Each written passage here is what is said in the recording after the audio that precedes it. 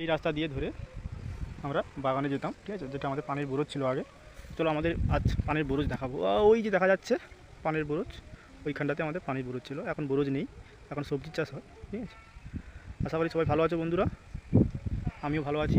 চলো এইসব ধান লাগানো হয়েছে, ধান প্রায় পেকে গেছে, কিছু কিছু যেগুলো পেকে গেছে সেগুলো কাটা হয়ে গেছে, আর সব পেকে যাচ্ছে, আর কয়েকদিনের মধ্যে কাটা হয়ে যাবে।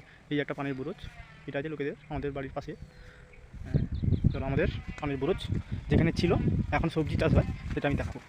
এই রাস্তা ধরে গিয়ে আমাদের বাগান দেখা যাবে। এই যে পানির বুরুজ দেখতে পাচ্ছ, পানিগুলো খুব ভালো হয়েছে। হ্যাঁ, দেখা যাক পানির বুরুজটা দেখানো যায় কি না। এই দেখো, হ্যাঁ পানির বুরুজ আছে মনে হচ্ছে, না কেউ নেই। এবার আমাদের একসময় আমাদের পানির বুরুজ ছিল, আমফানের পর থেকে যা ভেঙে গেছে, আর 2-3 বার লাগানোর পর আর হয়। এখন এই সবজির চাষ করা হয়। এই যে চলো, এই যে জল বের করানোর জন্য নালা খোলা হয়েছে, যেটাতে জল বেরিয়ে যাবে। ধান প্রায় পেকে যাচ্ছে, আর কদিনের মধ্যে ধরো 2 সপ্তাহ পর ধান কাটা আরম্ভ হয়ে যাবে। চলো দেখাই আমাদের পানির বুরুজ যেখানে ছিল এখন সবজি চাষ হয়। এই দেখো কত সবজি চাষ হচ্ছে, উচ্ছে চাষ হচ্ছে। হ্যাঁ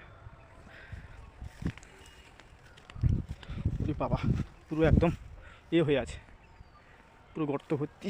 বাবা, ধান পুরো একদম সাইড হয়ে লেগে গেছে, খুব রিস্ক এই সাইড দিয়ে যাওয়া, কেন এখন অত্যাচার, মা মনসা বুড়ির অত্যাচার প্রচুর, একটু আওয়াজ করে যেতে হচ্ছে। বাই চান্স যদি থাকে সাইড দিয়ে চলে যাবে, ঠিক আছে, আওয়াজ পেয়ে চলে যাবে মোটামুটি। হ্যাঁ জল আছে, খানিকটা জল আছে, দেখা যাক কী হয়, যেতে পারি কি না।